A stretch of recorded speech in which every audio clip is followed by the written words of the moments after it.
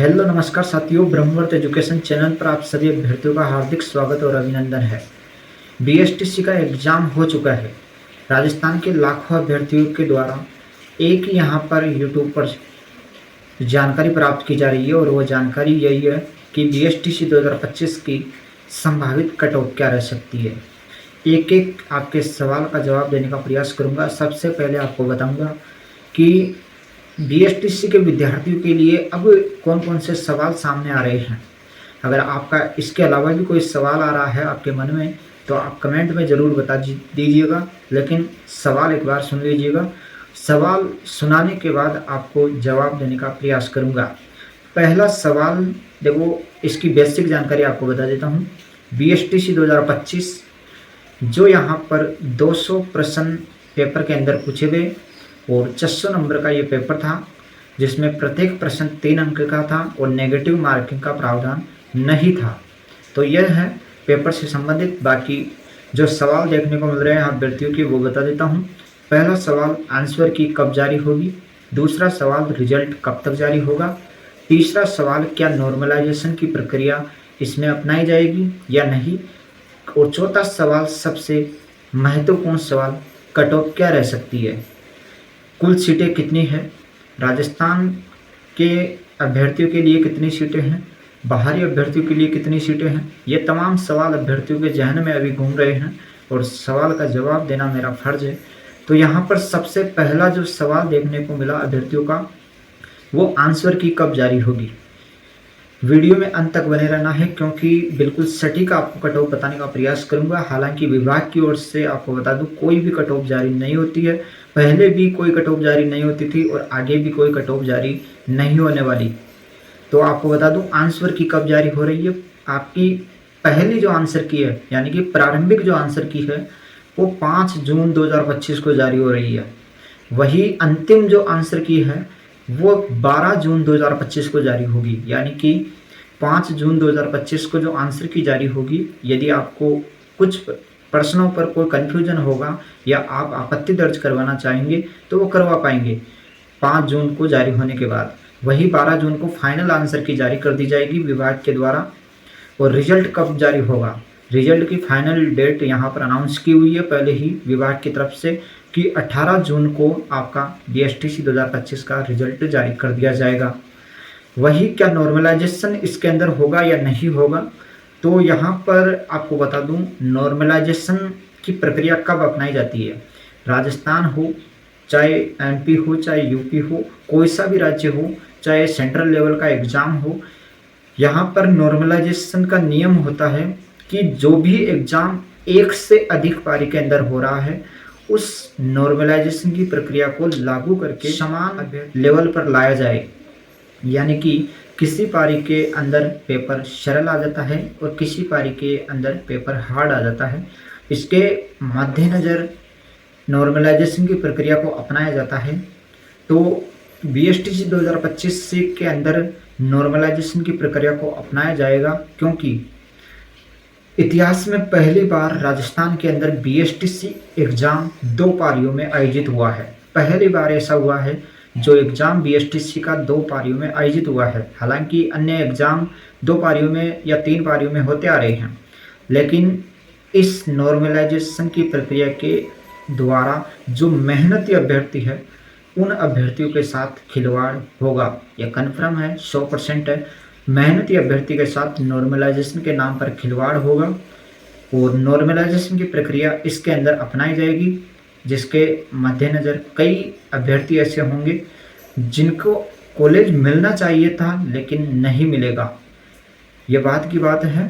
लेकिन अभी नॉर्मलाइजेशन की प्रक्रिया आपके रिजल्ट में लागू होगी, जिसके अंदर बीएसटीसी में माना जा रहा है कि पहली पारी का, हालांकि पेपर का लेवल तय करने वाला मैं कौन होता हूँ, ये सब आप जो एग्ज़ाम देख रहे हैं उन सबको मालूम है। सभी अभ्यर्थी अपनी अपनी पारी के पेपर को हार्ड बता रहे हैं, लेकिन जो रिव्यू अभ्यर्थियों का देखने को मिला और फीडबैक अभ्यर्थियों के देखने को मिले, उसके आधार पर जो सेकंड पारी का पेपर था वो यहाँ पर थोड़ा सा यहाँ पर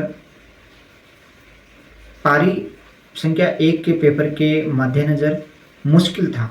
यानी कि हम बात करें पारी संख्या 1 में तो सभी सवाल यहाँ पर जो लेवल था वो सामान्य था, हर सवाल हल होते जा रहे थे। लेकिन पारी संख्या 2 का पेपर की अगर बात करें तो पारी संख्या 2 में लगभग अनुमानित जो मैंने रिव्यू पाया विश्लेषण करके, वो 4 से 6 सवाल ऐसे देखने को मिले जो पारी संख्या 2 में कुछ कठिन लेवल के थे, ज़्यादा लेवल के नहीं थे, लेकिन डीपली से यहाँ से 4 से 6 सवाल पूछे गए हैं पारी संख्या 2 में। तो जाहिर सी बात है, पारी संख्या 2 में नॉर्मलाइजेशन की प्रक्रिया यदि अपनाई जाती है तो नंबर बढ़ने की संभावना बढ़ जाती है। तो कितने नंबर तक का नॉर्मलाइजेशन इसके अंदर हो सकता है, आपको उदाहरण के तौर पर बताऊं तो पशु परीक्षक भर्ती के अंदर प्रत्येक प्रश्न 1 अंक का था। 150 नंबर का सवाल, 150 नंबर का पेपर था पशु परीक्षक के अंदर, और 150 सवाल अभ्यर्थियों से पूछे गए थे। एक प्रश्न 1 अंक का था। वहाँ पर नॉर्मलाइजेशन की प्रक्रिया अपनाई जाती है और लाखों मेहनती अभ्यर्थियों के सपने को चूर चूर किया जाता है। वैसा ही नॉर्मलाइजेशन की प्रक्रिया यदि बीएसटीसी में होती है तो यही हाल देखने को मिलेगा।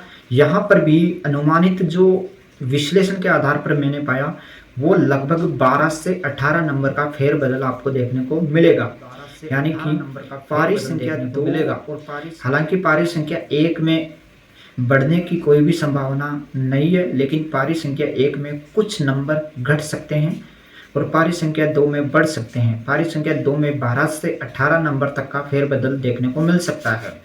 ये केवल अनुमानित है, विश्लेषण के आधार पर डाटा तैयार किया है जो कि यह रह सकता है। वही अगर बात करें कट ऑफ क्या रह सकती है, तो कट ऑफ को लेकर आपको विस्तार से बताऊंगा, लेकिन उससे पहले आपको एक बेसिक जानकारी समझना पड़ेगा।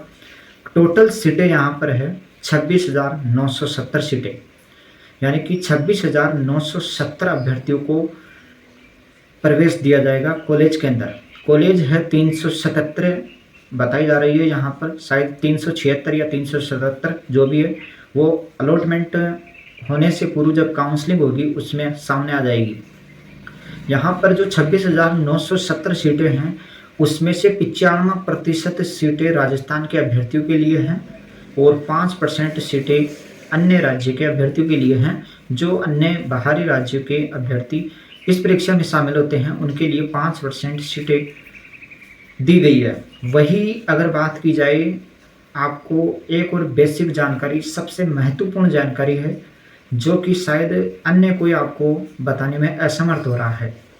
18 जून से 24 जून, ध्यान से सुनिएगा, जब 18 जून को आपका रिजल्ट जारी हो जाएगा बीएसटीसी का, तो 18 से 24 जून के बीच आपकी काउंसलिंग की प्रक्रिया चलेगी, यानी कि 18 से 24 तक काउंसलिंग होगी और 3,000 रुपये फीस देकर आप जो काउंसलिंग की प्रक्रिया में भाग ले सकते हैं, कॉलेज का विकल्प चयन कर सकते हैं। ये सब बात की बातें हैं, लेकिन आपको जानकारी रखनी है कि 18 से 24 जून तक काउंसलिंग की प्रक्रिया होगी और पहला जो अलॉटमेंट है, पहली जो लिस्ट है, वो आपकी 27 जून को विभाग के द्वारा ऑफिशियली वेबसाइट पर अपलोड कर दी जाएगी।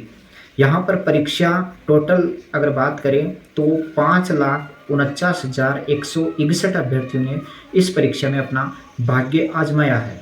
वही पहली पारी की अगर बात करें तो पहली पारी में औसत जो आंकड़ा सामने आया वो लगभग 88% के आसपास उपस्थिति रही और सेकंड पारी के अंदर लगभग यहाँ पर 90% के आसपास उपस्थिति रही। तो उपस्थिति में ज़्यादा फेरबदल आपको नहीं देखने को मिला। लगभग दोनों ही पारियों के अंदर डाटा जो है वो बराबर का रहा। तो नॉर्मलाइजेशन की प्रक्रिया में इस डाटा का कोई भी प्रभाव नहीं पड़ेगा कि किस पारी के अंदर कितने अभ्यर्थी यहाँ पर बैठे हैं, किस पारी के अंदर कितने अभ्यर्थी नहीं बैठे हैं। इसका कोई नॉर्मलाइजेशन की प्रक्रिया पर प्रभाव नहीं पड़ेगा, क्योंकि दोनों ही पारियों के अंदर लगभग अनुमानित आंकड़ा जो सामने आया उसके आधार पर हम मान सकते हैं कि बराबर कैंडिडेट्स यहाँ पर बैठे हैं। और अगर बात की जाए, पहली बार ये परीक्षा 2 पारियों में हुई है। पहली पारी की यहाँ पर पेपर का जो लेवल था वो मैंने बता दिया, बराबर लेवल का रहा। केवल यहाँ पर सेकंड पारी के अंदर 4 से 6 सवाल जो डीपली से पूछे गए वो देखने को मिले।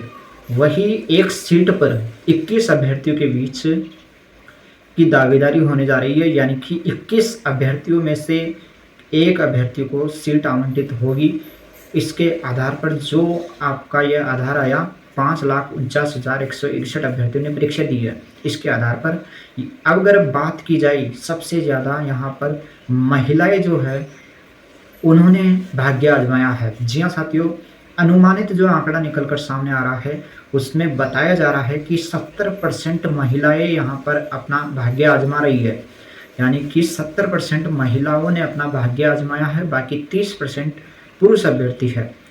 अगर बात की जाए 5,49,161 में से 70% महिलाएं हैं और 30% पुरुष है, ऐसा डाटा सामने आ रहा है। अब इसकी क्या हकीकत है वो तो रिजल्ट आने के बाद मालूम चलेगा। अब हम एक नज़र डाल लेते हैं संभावित कट ऑफ पर, जो ब्रह्मवर्त एजुकेशन चैनल के द्वारा तैयार की गई है। उस कट ऑफ पर हम नज़र डाल लेते हैं। देखो, विभाग की तरफ से कोई कट ऑफ जारी नहीं होती, लेकिन फिर भी संभावित कट ऑफ क्या रह सकती है इसको लेकर हम चर्चा करने जा रहे हैं। यहाँ पर आपको मैं बता देता हूँ कट ऑफ क्या रह सकती है। बाकी विश्वास करना आपका फर्ज है, मेरा दायित्व बनता है आप तक अपडेट देना, आप तक सटीक जानकारी पहुँचाना। मैं आपको बता रहा हूँ। यहाँ पर कट ऑफ की चर्चा कर लेते हैं थोड़ी सी।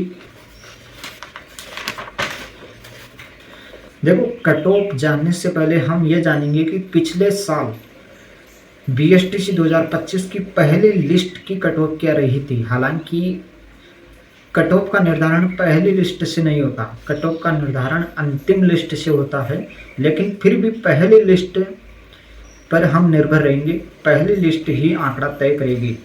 पहली लिस्ट की अगर बात करें पिछले वर्ष पुरुष अभ्यर्थियों की, यहाँ पर 440 प्लस रही थी, वही महिला अभ्यर्थी 429 प्लस पिछले वर्ष रही थी। और ओबीसी की बात करें तो पिछले वर्ष ओबीसी के पुरुष अभ्यर्थी 435 प्लस रही थी और महिला अभ्यर्थी 424 प्लस रही थी। आपको एक एक बता देता हूँ। पिछले वर्ष जनरल की 440 प्लस पुरुष अभ्यर्थी की रही थी।